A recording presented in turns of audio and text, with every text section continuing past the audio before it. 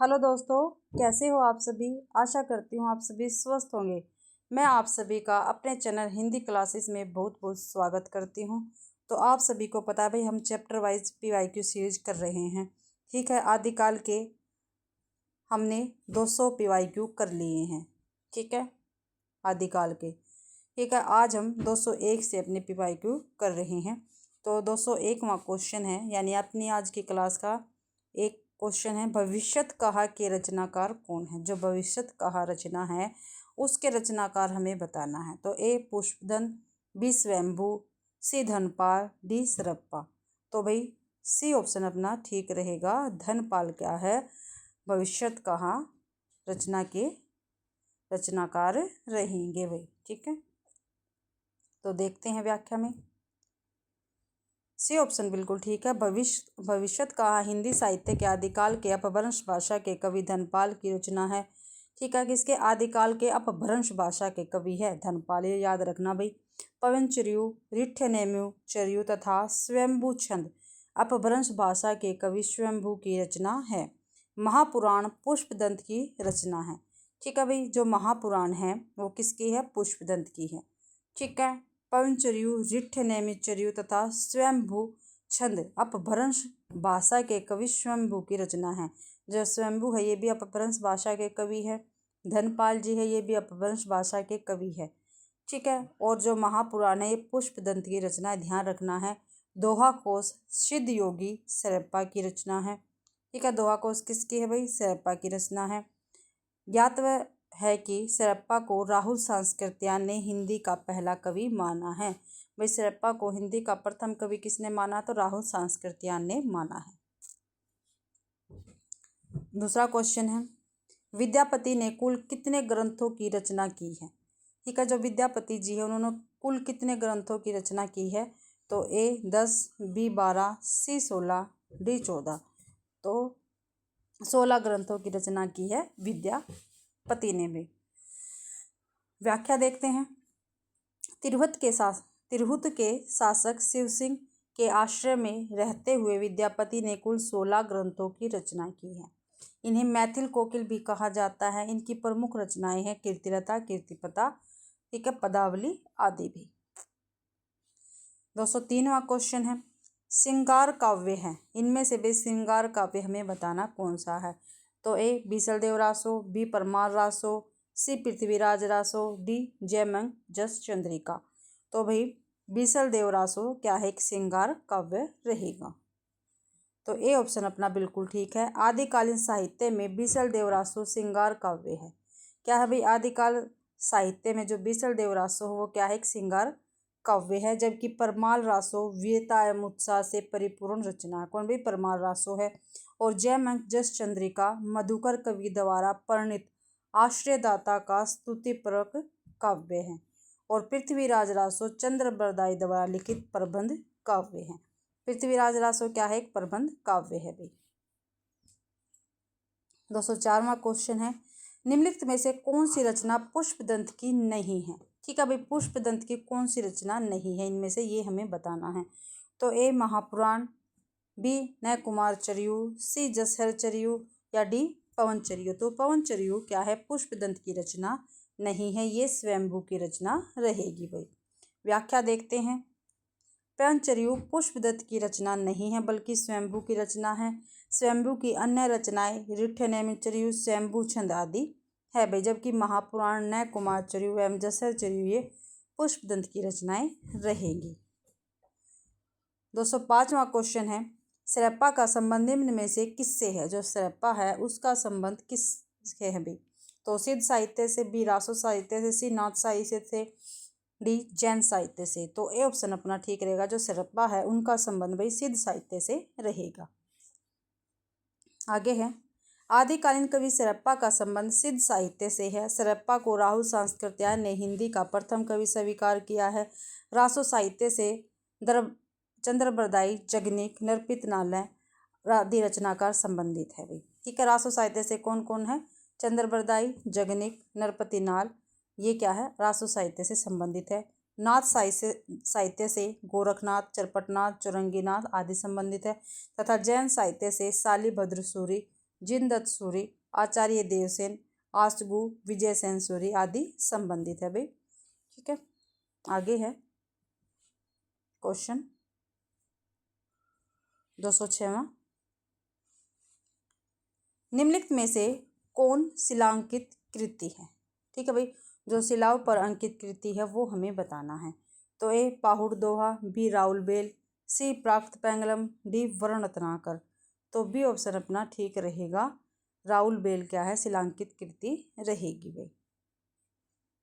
राउलबेल शिलांकित कृति है, इसके रचयिता रोड़ा कवि हैं। यह 10वीं शताब्दी में रचित गद्य पद्य मिश्रित चंपू काव्य है। क्या भाई, ये गद्य पद्य मिश्रित क्या है? चंपू काव्य है। इस ग्रंथ की नायिका राउल है। कौन है भाई? राउलबेल की नायिका कौन है? राउल है। राउलबेल से हिंदी की नखशिख वर्णन परंपरा का प्रारंभ होता है भाई। क्या भाई, ये ध्यान रखना है, जो राउलबेल है उसी से हिंदी की नखशिख वर्णन परंपरा का आरंभ होता है। ठीक है, और राउलबेल की नायिका का क्या नाम है? राउल है। और ये गद्य पद्य मिश्रित चंपू काव्य है। ठीक है, और इसके कवि रोड़ा है। ठीक है, और राउलबेल क्या है? शिलांकित कृति है भाई, शिलाओं पर लिखी हुई है कृति। 207वां क्वेश्चन है, शालिभद्र सूरी की रचना का नाम। जो शालिभद्र सूरी है उसकी रचना का नाम हमें बताना है। तो ए नेमिनाथ रास, बी भरतेश्वर बाहुबली रास, सी सुमति गण रास, डी जयमंग जस चंद्रिका। तो बी ऑप्शन ठीक रहेगा, भरतेश्वर बाहुबली रास शालिभद्र सूरी की रचना का नाम है भाई। शालिभद्र सूरी की रचना भरतेश्वर बाहुबली रास है। यह 1184 ईस्वी में रचित 205 छंदों का खंड काव्य है। ठीक है भाई, कितने छंद है इसमें? 205 छंद है। ठीक है, और कब रची गई थी? 1184 ईस्वी में। ठीक है, और शालिभद्र सूरी की रचना का क्या नाम है? भरतेश्वर बाहुबली रास है। जबकि सुमति गण द्वारा रचित नेमिनाथ रास है। क्या भी नेमिनाथ रास किसकी है? सुमति गण की रचना रहेगी। और मधुकर द्वारा रचित जयमंग जस चंद्रिका है भाई। आगे है, अमीर खुसरो किस नाम से जाने जाते हैं? जो अमीर खुसरो है भाई वो किस नाम से जाने जाते हैं? तो ए तूतीय हिंद से, बी तोताए हिंद, सी सितारे हिंद, डी सर हिंद। तो तूतीय हिंद से अमीर खुसरो जाने जाते हैं भाई, ए ऑप्शन अपना बिल्कुल ठीक रहेगा। अमीर खुसरो चिश्ती संप्रदाय में दीक्षित थे। ठीक है, किसमें थे भाई? चिश्ती संप्रदाय में दीक्षित थे अमीर खुसरो। इनका जन्म एटा जिले के पटियाला नामक गांव में हुआ था। इनके पिता का नाम सैफुद्दीन महमूद था। ये निजामुद्दीन औलिया के शिष्य थे। अमीर खुसरो को तूती ए हिंद, हिंदुस्तान की तूती के नाम से भी जाना जाता है। ये सूफी संत थे तथा खड़ी बोली हिंदी के प्रथम कवि कहे जाते हैं। ठीक है भाई, खड़ी बोली हिंदी के प्रथम कवि कौन है? तो अमीर खुसरो जी रहेंगे। इनकी प्रमुख रचनाएं है भाई कौन कौन सी? खालिक बारी, इसमें कोस ग्रंथ लिखा गया है, पहेलियां हैं, मुकरियां हैं, दो सुकने हैं, गजल आदि है भाई। 209 उपदेश रसायन के रचयिता कौन है? ठीक है, जो उपदेश रसायन है इसके रचयिता कौन है? तो ए जिनदत्त सूरी, बी जिनधर्म सूरी, सी शालिभद्र सूरी या डी धनपाल। तो भाई ए ऑप्शन ठीक रहेगा, उपदेश रसायन जिनदत्त सूरी की रचना रहेगी भाई। उपदेश रसायन के रचयिता जिनदत्त सूरी है। यह 12वीं शताब्दी में रचित 810 पद्यों का नृत्य गीत काव्य है। ठीक है, जो उपदेश रसायन है भाई वो नृत्य गीत काव्य है, ध्यान रखना है, नृत्य गीत काव्य है और इसमें 810 पद्य हैं। ठीक है, और इसके रचयिता कौन है? जिनदत्त सूरी है भाई। जबकि भविष्यत कहा के रचयिता धनपाल, स्तुलिभद्र रास के रचयिता जिनधर्म सूरी तथा भरतेश्वर बाहुबली रास के रचयिता शालिभद्र सूरी है। 210 निम्न में से किस कवि को अपभ्रंश का वाल्मीकि कहा जाता है? ठीक है भाई, अपभ्रंश का वाल्मीकि किसको कहा जाता है ये हमें बताना। तो ए सरप्पा को, बी पुष्पदंत को, सी स्वयंभू को, डी हेमचंद्र को। तो सी ऑप्शन अपना ठीक रहेगा, स्वयंभू को भी अपभ्रंश का वाल्मीकि कहा जाता है। स्वयंभू को अपभ्रंश का वाल्मीकि तथा अपभ्रंश का व्यास कहा जाता है। डॉक्टर राम कुमार वर्मा ने अपभ्रंश भाषा के प्रथम कवि स्वयंभू को हिंदी का प्रथम कवि माना है। ठीक है, राम कुमार वर्मा ने क्या है? स्वयंभू को हिंदी का प्रथम कवि माना अपभ्रंश भाषा के। स्वयंभू 8वीं शती यानी 783 ईस्वी के आसपास विद्यमान थे। ठीक है। इनके 3 ग्रंथ पाए जाते हैं, एक पवनचरियु, रिठ्ठेनेमी चरियु और स्वयंभू छदस। पुष्पदंत को हिंदी का भवभूति कहा जाता है। ठीक है, जो पुष्पदंत जी है इसको क्या कहा जाता है, हिंदी का भवभूति कहा जाता है। हेमचंद्र को प्राकृत का पाणिनि कहा जाता है। सरप्पा को हिंदी का प्रथम कवि कहा जाता है भाई। 11वां क्वेश्चन है, किस कवि को अभिनव जयदेव नाम से जाना जाता है। ठीक है भाई, अभिनव जयदेव आदिकाल के किस कवि का नाम है ये हमें बताना है। तो ए विद्यापति का, बी भवभूति का, सी नरसिंह मेहता का, डी रविदास का। तो भाई ए ऑप्शन अपना ठीक रहेगा, विद्यापति का नाम अभिनव जयदेव है भाई। आगे देखते हैं इसकी व्याख्या। आदिकालीन कवि विद्यापति को अभिनव जयदेव के नाम से जाना जाता है। यह उपाधि तिरहुत के राजा शिव सिंह ने दी थी भाई। ठीक है, जो अभिनव जयदेव है इसकी उपाधि भाई तिरहुत के राजा शिव सिंह ने दी थी भाई। विद्यापति के प्रशंसकों ने उन्हें कई उपाधियों से विभूषित किया है, जो इस प्रकार है। ठीक है, विद्यापति को भाई कवि शेखर, कवि कंठाहार, नव कवि शेखर, खेलन कवि, दशावधान, पंचानन, मैथिल कोकिल आदि कहा जाता है। विद्यापति तिरहुत के राजा शिव सिंह और कीर्ति सिंह के दरबारी कवि थे। ठीक है, तिरहुत के राजा शिव सिंह और कीर्ति सिंह के दरबारी कवि थे।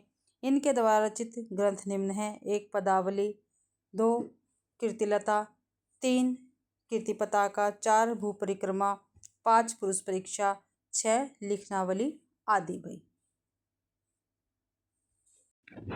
अगला क्वेश्चन है भाई, निम्न में से कौन सी रचना व्याकरण ग्रंथ है। भाई जो नीचे रचनाएं दे रखी है इनमें से कौन सी ऐसी रचना है जो व्याकरण ग्रंथ है भाई। तो ए कीर्ति पताका, बी चर्यापद, सी उक्ति व्यक्ति प्रकरण या डी वर्ण रत्नाकर। तो सी ऑप्शन अपना ठीक रहेगा, उक्ति व्यक्ति प्रकरण क्या एक व्याकरण ग्रंथ है भाई। ठीक है, और ये दामोदर शर्मा का रहेगा। तो व्याख्या देखते हैं। उक्ति व्यक्ति प्रकरण 12वीं शताब्दी में रचित एक व्याकरण ग्रंथ है। ठीक है, इसकी समय सीमा कितनी है, 12वीं शताब्दी है उक्ति व्यक्ति प्रकरण की। इस ग्रंथ के रचयिता आदिकालीन कवि दामोदर शर्मा है। ठीक है, दामोदर शर्मा ने भी उक्ति व्यक्ति प्रकरण ग्रंथ लिखा था और ये व्याकरण ग्रंथ है। आचार्य हजारी प्रसाद द्विवेदी के अनुसार इस ग्रंथ में वाराणसी के आसपास का वर्णन किया गया है। ठीक है, वाराणसी के आसपास का ग्रंथ किस ग्रंथ में किया गया है, तो उक्ति व्यक्ति प्रकरण में किया गया है। और किसके अनुसार भाई, आचार्य हजारी प्रसाद द्विवेदी के अनुसार भाई। अगला है, प्रबंध चिंतामणि के रचयिता का नाम क्या है। तो ए दामोदर पंडित, बी कवि आसगु, सी रोड़ा कवि या डी मेरू तुंग। तो डी ऑप्शन ठीक रहेगा, प्रबंध चिंतामणि के रचयिता मेरू तुंग है भाई। प्रबंध चिंतामणि के रचयिता जैन आचार्य मेरुतुंग है। इस ग्रंथ में धाराधिपति मुंज के दोहों का साहित्यिक महत्व सबसे अधिक है। ये दोहे अपभ्रंश भाषा में हैं, जबकि उक्ति व्यक्ति प्रकरण के रचयिता दामोदर पंडित है। राहुल बेर के रचयिता रोड़ा कवि है। चंद्रबाला रास के रचयिता कवि आसगु है। अगला क्वेश्चन है, आगम वेग पुराणे पंडित मान बहंती पक्कर श्रीफल अली ए जिम वहारती भ्रमंती।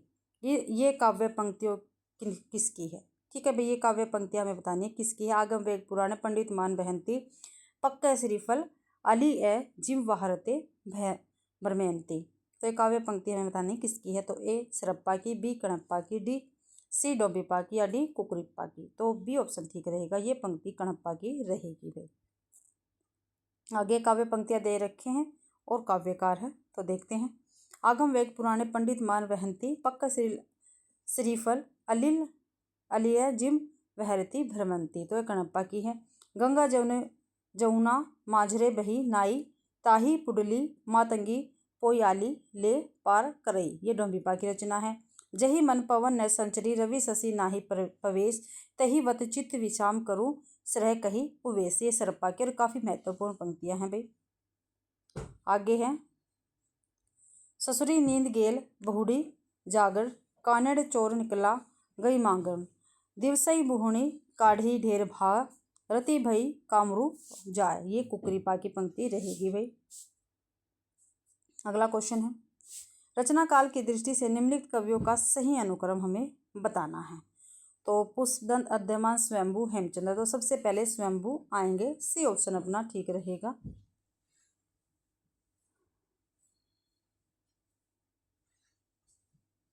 स्वयंभू 8वीं शताब्दी के 783 ईस्वी, पुष्पदंत 10वीं शताब्दी 1972 ईस्वी, अद्यमान 12वीं शताब्दी के, हेमचंद्र 12वीं शताब्दी के हैं।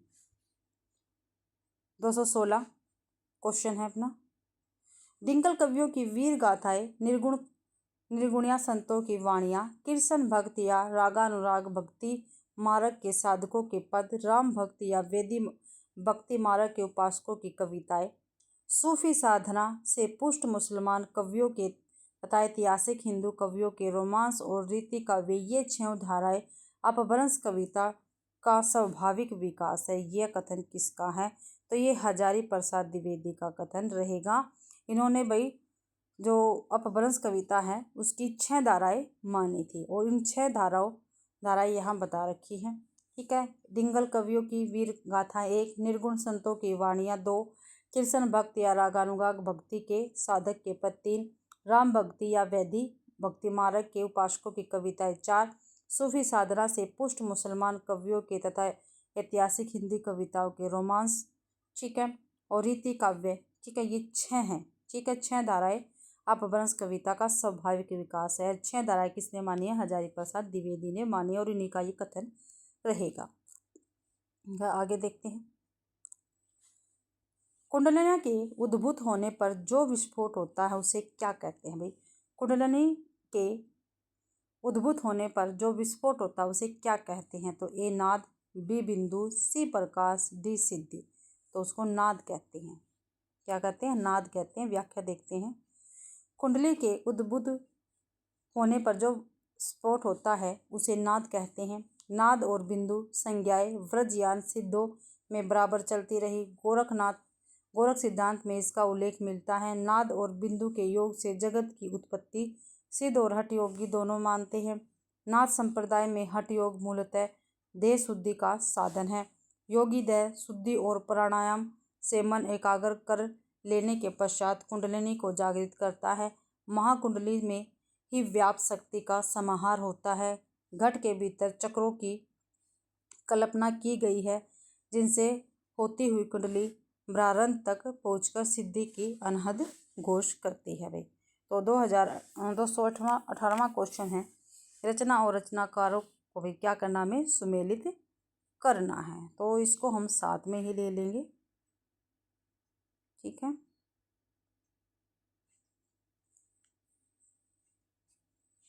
तो देखो, प्रबंध चिंतामणि किसकी है? मेरुतुंग की है। 1 का 2, तो 1 का 2 भाई 2 में है, इसलिए बी और डी कट गया हमारा। ठीक है, आगे देखते हैं,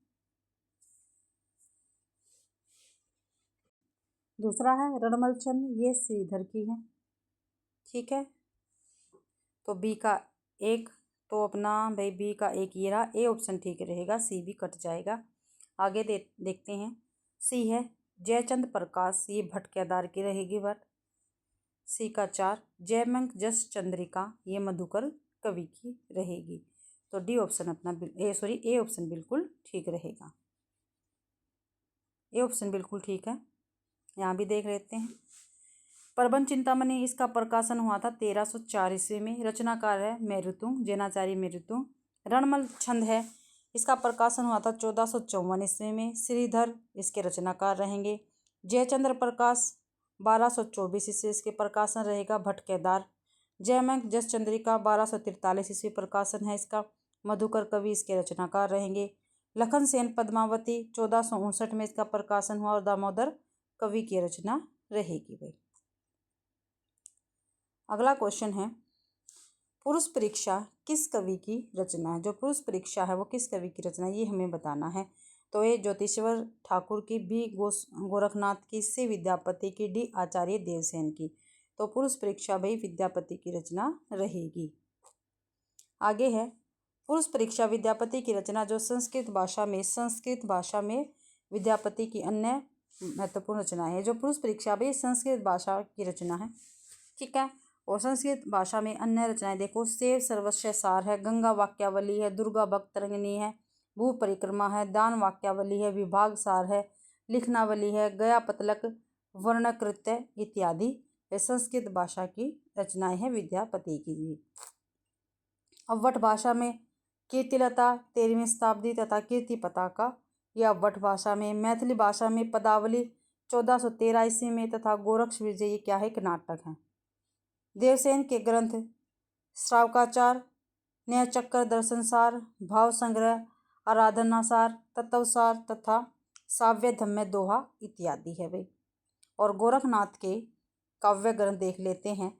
डॉक्टर पीताम्बर दत्त बर्थवाल ने गोरखनाथ के 14 ग्रंथों को प्रमाणित मानकर उनका संपादन गोरखवाणी नाम से किया है। ठीक है भाई। शब्द, पद, शिष्या दर्शन, प्राण संकली, नर्व्य बोध, आत्मबोध, अभय मात्रा, योग, 15 तिथि, सप्तवार, मच्छिंद्र गोरख बोध, रोमावली, ज्ञान तिलक, ज्ञान चौतीसा तथा पंचमात्रा, ये भाई 14 ग्रंथ गोरखनाथ के हैं। ठीक है। और पीताम्बर दत्त बर्थवाल के अनुसार है ये। आगे है ज्योतिश्वर ठाकुर के ग्रंथ वर्ण रत्नाकर है।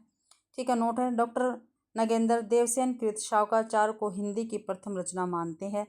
देवसेन ने नैन चक्कर को लघु नैन चक्कर का नाम भी दिया है। ध्यान देने वाली बात है भाई ये। ठीक है। देवसेन ने नैन चक्कर को लघु नैन चक्कर का नाम दिया है।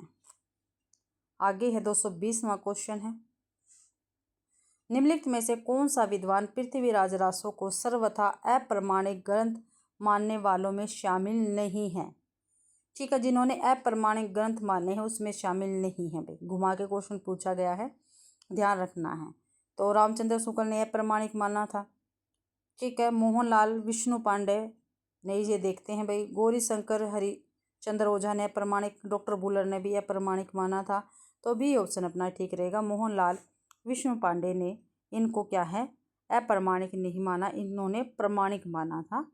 ठीक है। पृथ्वीराज रासो को तो यहाँ पर देख लेते हैं। पृथ्वीराज रासो को मोहनलाल विष्णु पांडे ने क्या सर्वथा प्रमाणिक ग्रंथ माना है। ठीक है। कई विद्वान ऐसे जिन्होंने पृथ्वीराज रासो को प्रमाणिक माना, कईयों ने अप्रमाणिक और किन्होंने अर्ध प्रमाणिक माना भाई। ठीक है। देखते हैं। प्रमाणिक श्याम सुंदर दास ने प्रमाणिक माना, मिश्र बंधु ने प्रमाणिक माना, मोहनलाल विष्णुलाल पांड्या ने भी प्रमाणिक माना है। अप्रमाणिक किसने माना, रामचंद्र शुक्ल जी ने, देवी प्रसाद जी ने और कवि श्यामल दास ने माना है। ठीक है। और गौरी शंकर हीराचंद्र ओझा ने और भाई बुलर ने माना है। और अर्ध प्रमाणिक मुनि जन विजय ने, मोहन सिंह ने, आचार्य हजारी प्रसाद द्विवेदी ने और डॉक्टर सुनीति कुमार चटर्जी ने अर्ध प्रमाणिक माना है भाई। आगे देखते हैं। आगे भी है भाई। ठीक है। प्रमाणिक कर्नल टार ने माना है, मथुरा प्रसाद दीक्षित ने माना है, मोतीलाल मनेरिया ने माना है। ठीक है। और अप्रमाणिक डॉक्टर वुलर ने, राम कुमार वर्मा ने और मुरारी दान ने माना है। और अर्ध प्रमाणिक अगरचंद्र नाहट ने और डॉक्टर दशरथ ओझा ने माना है। नोट है, नरोत्तम स्वामी पृथ्वीराज रासो को पूर्ण अप्रमाणिक मानते हैं। ठीक है। जो नरोत्तम स्वामी है वो पृथ्वीराज रासो को भी पूर्ण अप्रमाणिक मानते हैं, ये आपको ध्यान रखना है। आगे है, रचनाओं को उनके रचनाकारों के साथ सुमेलित करना है। तो देखते हैं यहाँ पे राउल बेल किसकी है भाई, अभी पढ़ा था ना हमने, राउल बेल किसकी है। तो राउल बेल किसकी रहेगी, रोड़ा कवि की। तो ए का 4, ए का क्या है 4 है, बिल्कुल ठीक है, ए का 4 है। तो ए का 4 बी ऑप्शन में ही है। खुमान रासो दलपति विजय की है, बी का 5 है, ये रहा। चंद्रबाला रास आसगु कवि की है, सी का 1 है। ठीक है। योगचर्या डोम्बिपा की है। ठीक है, बिल्कुल ठीक है, डोम्बिपा की है। तो अपना बी ऑप्शन ठीक रहेगा, बिल्कुल ठीक है बी ऑप्शन। तो यहाँ पे देखते हैं, बी ऑप्शन अपना ठीक है। रचना तथा उसके संबंधित रचनाकार राउल बेल रोड़ा कवि, खुमान रासो दलपति विजय, चंद्रबाला रास आसगु, योगचर्या डोम्बिपा की रहेगी। 222वां क्वेश्चन है, कीर्तिलता किस भाषा की रचना है। जो कीर्तिलता वो किस भाषा की रचना है, अवट, अपभ्रंश, मैथिली, ब्रज। तो अवट भाषा की रचना रहेगी कीर्तिलता भाई। ठीक है। और इसके लेखक कौन है, विद्यापति जी रहेंगे। विद्यापति की और रचनाएं देखते हैं। विद्यापति ने भी संस्कृत भाषा में भी रचना की, अवट और अपभ्रंश में भी और मैथिली भाषा में भी की भाई इन्होंने। तो संस्कृत में इनकी रचनाएं कौन कौन सी है? सेव सर्वस्य सार है, गंगा वाक्यावली है, दुर्गा भक्तरंगिनी है, भू परिक्रमा है, दान वाक्यावली, पुरुष परीक्षा, विभाग सार, लिखनावली, गया पतलक, वर्ण कृतय तो संस्कृत भाषा में है भाई। और अव्वट में और अपभ्रंश में कीर्तिलता, कीर्ति पताका। कीर्तिलता में ये दोनों भाई अव्वट और अपभ्रंश में है। कीर्तिलता में कीर्ति सिंह और कीर्ति पताका में शिव सिंह की उदारता का वर्ण है। ठीक है, कीर्तिलता में तो भाई कीर्ति सिंह की और कीर्ति पताका में शिव सिंह की उदारता का वर्ण है। मैथिली में जो मैथिली इनकी है रचना, मैथिली भाषा में कौन कौन सी रचना है? पदावली है, गोरक्ष विजय है। गोरक्ष विजय क्या है? इनका नाटक है। गोरक्ष विजय का गद्य भाग संस्कृत में है और पद्य भाग मैथिली में। ये आपको ध्यान रखना, पेपर में पूछा जाता है। जो गोरक्ष विजय है इनका गद्य भाग तो क्या है? संस्कृत में है और पद्य भाग मैथिली भाषा में रचित है भाई। 223वां क्वेश्चन है, आदिकाल में किस कवि ने अव्वट भाषा में रचना की है? ठीक है, आदिकाल में कौन सा ऐसा कवि है जिन्होंने अव्वट भाषा में रचना की है? तो अमीर खुसरो, अब्दुल रहमान, सी कुतुबुद्दीन, डी मंजन। तो बी ऑप्शन अपना ठीक रहेगा, अब्दुल रहमान ने अव्वट भाषा में रचना की है भाई। अब्दुल रहमान का संदेश रासक पहला धर्मेतर रास ग्रंथ है, अव्वट भाषा में लिखा गया है। देसी भाषा में किसी मुसलमान द्वारा लिखित प्रथम काव्य ग्रंथ संदेश रासक है। संदेश रासक एक खंड काव्य है जिसमें विक्रमपुर की एक वियोगिनी के विरह की कथा वर्णित है। यह एक विरह काव्य है जिसका रचनाकाल 12वीं शताब्दी का उत्तरार्ध और 13वीं शताब्दी का प्रारंभ माना जाता है, जबकि मंजन एवं कुतुबन की भाषा अवधी है तथा अमीर खुसरो की भाषा खड़ी बोली और हिंदवी है भाई।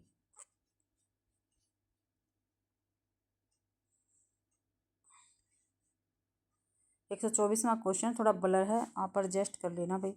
आदिकाल को अन्य किस नाम से जाना जाता है? जो आदिकाल है उसको अन्य किस नाम से जाना जाता है ये हमें बताना है। तो ए वीरगाथा काल, बी आधुनिक काल, सी छायावादी काल या डी प्रगतिवादी काल। तो ए ऑप्शन ठीक रहेगा, आदिकाल को भी वीरगाथा काल नाम से जाना जाता है।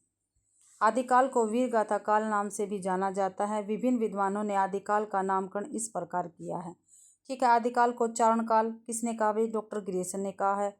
आदिकाल को आदिकाल हजारी प्रसाद द्विवेदी ने कहा है। वीरगाथा काल रामचंद्र शुक्ल ने कहा है। आदिकाल को आरंभिक काल मिश्र बंधुओं ने कहा है। सिद्ध सामंत काल राहुल सांस्कृत्यायन ने कहा भाई। बीज वपन काल महावीर प्रसाद द्विवेदी ने कहा। आदिकाल को संधि एवं चारण काल रामकुमार वर्मा ने कहा है। 225वां क्वेश्चन है और अपनी क्लास का ये लास्ट क्वेश्चन रहेगा।